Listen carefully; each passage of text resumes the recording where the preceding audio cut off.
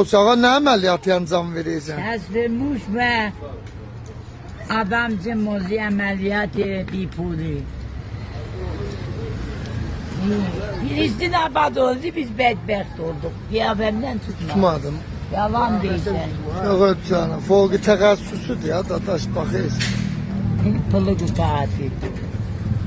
50 minlik çıxanda gəl edin də. Gəlmə. Ağa fövqi təxəssüsüdür, heç kəs işləyənməz. Heç kim bu iş işləyəmir. Ağa sonra deyirsin, İranda buna bax. Açan düzür boşaldır. Kəsbi vurubsan. Təsbih boş və adamsın.